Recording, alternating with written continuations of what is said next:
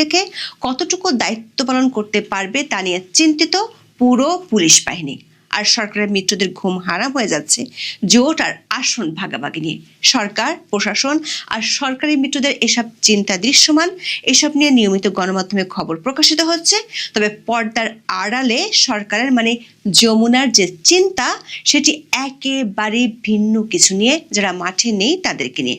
মাঠে না থেকেও সরকারের চিন্তা বাড়াচ্ছে কার্যক্রম নিষিদ্ধ থাকা আওয়ামী লীগ।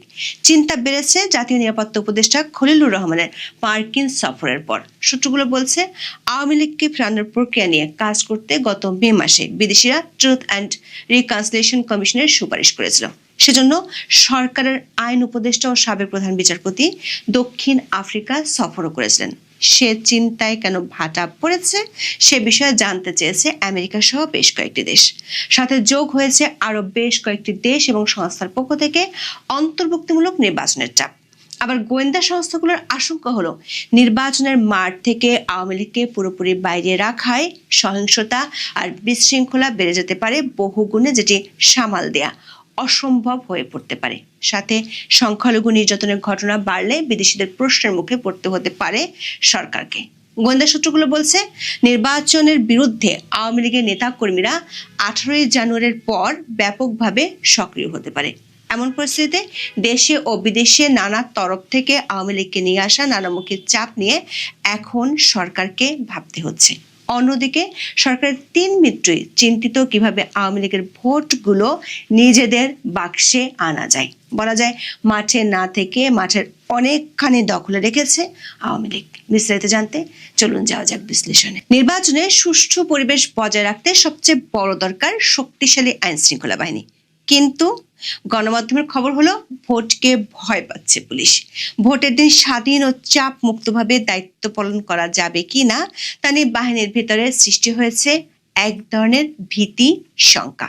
পুলিশের শীর্ষ কর্মকর্তাদের আশঙ্কা মাঠ পর্যায়ে রাজনৈতিক ও অন্যান্য চাপের কারণে নিরপেক্ষভাবে দায়িত্ব পালন বাধাগ্রস্ত হতে পারে। সে কারণে নির্বাচনের দিন আইন অনুযায়ী স্বাধীনভাবে দায়িত্ব পালনে সরকারের কাছ থেকে নিশ্চয়তা চায় পুলিশ। আবার প্রতিদিনই খুন আর সন্ত্রাসী ঘটনা ঘটছে, যা নিয়ে সুষ্ঠু ও শান্তিপূর্ণ ভোট নিয়ে জনমনে আছে আতঙ্ক।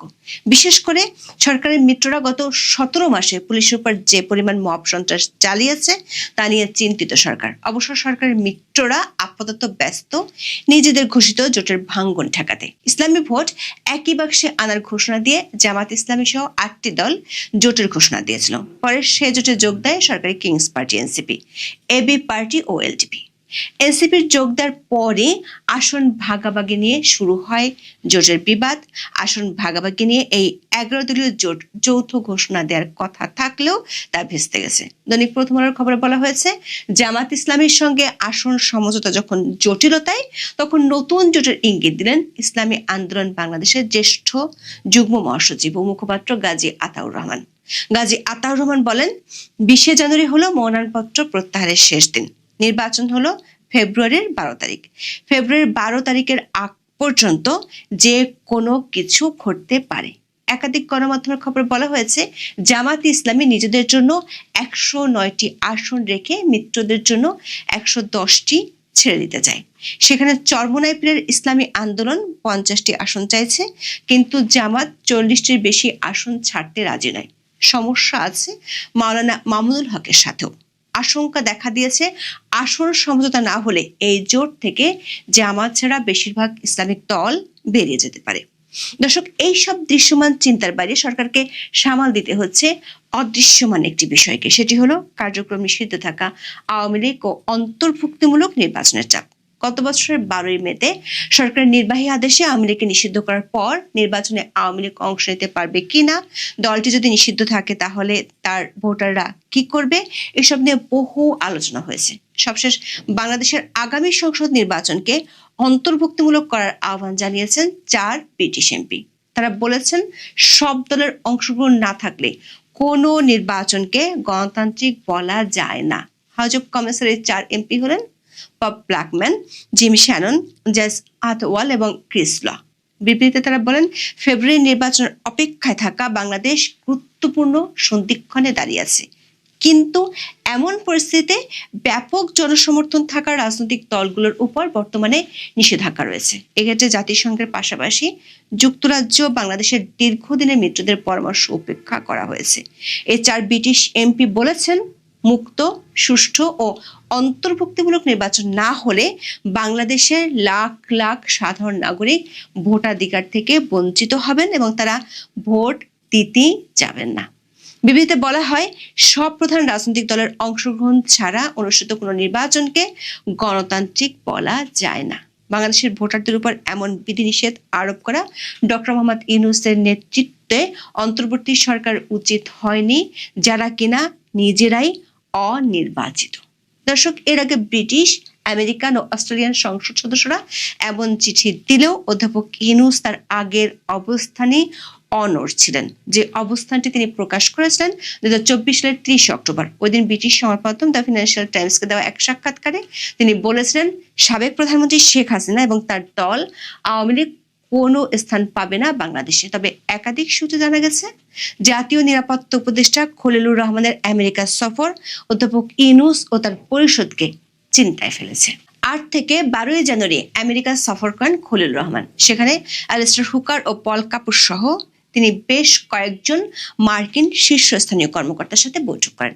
জানা গেছে, সেসব বৈঠকে মার্কিনীদের পক্ষ থেকে 7টি বিষয় বাংলাদেশের অন্তর্বর্তী সরকারের নজরে আনা হয়। সেই 7 বিষয়ের মধ্যে একটি হলো আওয়ামী লীগ ও সামনে নির্বাচন। জানা গেছে, ওই বৈঠকে ট্রুথ অ্যান্ড রিকনসিলিয়েশন কমিশন গঠনের বিষয়টি আলোচনায় উঠে আসে অন্তর্ভুক্তিমূলক নির্বাচনের বিষয়।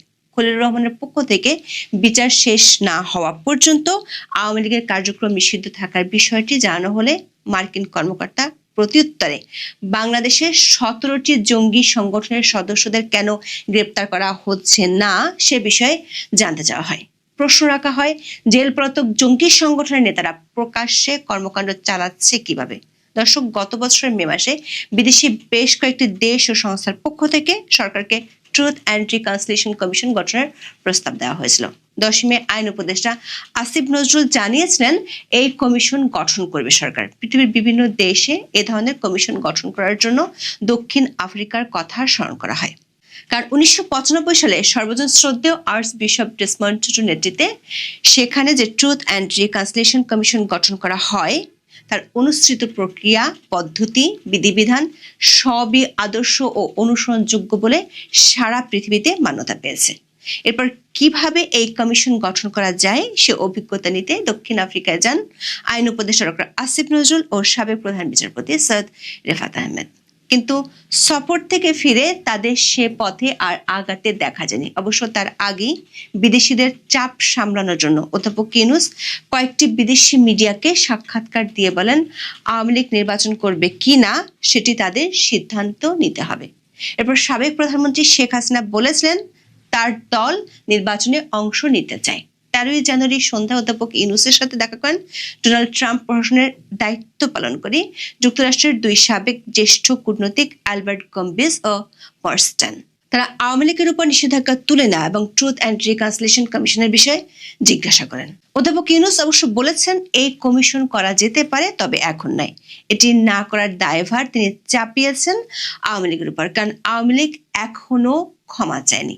সূত্রগুলো বলছে, খলিলুর রহমানের সাথে বৈঠকে মার্কিন কর্মকর্তারা অন্তর্বর্তী সরকারের কার্যক্রমে ব্যাপক অসন্তুষ্টির কথা জানিয়েছেন। বিশেষ করে সরকার সমর্থকদের মব সন্ত্রাসের কারণে আইন শৃঙ্খলা পরিস্থিতির অবনতির জন্য সরকারকে পরোক্ষভাবে দায়ী করা হয়। সাথে সংখ্যালঘু নির্যাতনের বিষয়টিও আলোচনায় উঠে আসে। এমন পরিস্থিতিতে বাংলাদেশের নির্বাচনের গ্রহণযোগ্যতা বিরাট প্রশ্নের মুখে পড়তে পারে বলে জানান মার্কিন কর্মকর্তারা। খলিলুর রহমানের ওই সফরের পর থেকে অধ্যাপক ইউনূস ও তার পরিষদের চিন্তা অনেকখানি বেড়েছে। বিশেষ করে বাংলাদেশের অভ্যন্তরীণ রাজনীতিতে বিদেশি কূটনীতিকদের যে টুইস্ট গ্রুপ, সেটির কর্তৃত্ব অনেকখানি ব্রিটিশ ও মার্কিনীদের হাতে। আবার ভারতের পক্ষ থেকেও অনেক দিন ধরে অন্তর্ভুক্তিমূলক নির্বাচনের কথা বলা হচ্ছে। ফলে শেষ পর্যন্ত ঐতিহাসিক নির্বাচন নিয়ে বিদেশিদের সমর্থন যদি পাওয়া না যায়, সেটি নোবেল বিজয়ী ইউনূসের জন্য একটা বড় ধাক্কা।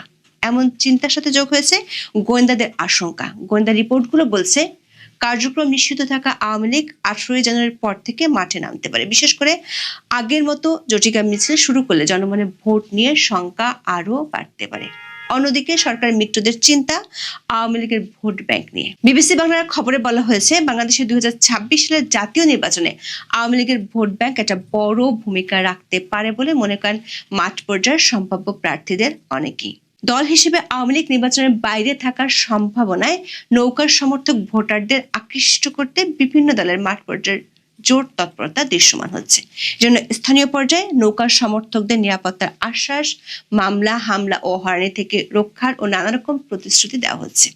রাজনৈতিক কার্যক্রম নিষিদ্ধ করায় আওয়ামী লীগের পক্ষে নির্বাচনে অংশ নেওয়া অনিশ্চিত হয়ে পড়েছে। ফলে দলটির ভোটারদের সমর্থন আদায়ে নানা কৌশল ও তৎপরতা দেখা যাচ্ছে প্রধান রাজনৈতিক দলগুলোর মাঠ পর্যায়ের প্রার্থীদের। এরই মধ্যে আওয়ামী লীগকে নিয়ে জামাত ও বিএনপি নেতাদের বক্তব্য সামাজিক যোগাযোগ মাধ্যমে আলোচনায় এসেছে। দর্শক, যমুনা ও তার মিত্রদের এমন নানামুখী চিন্তা ও চিন্তার পরিধি সামনের দিনগুলোতে আরো বাড়বে এমন আভাসই দিচ্ছে একাধিক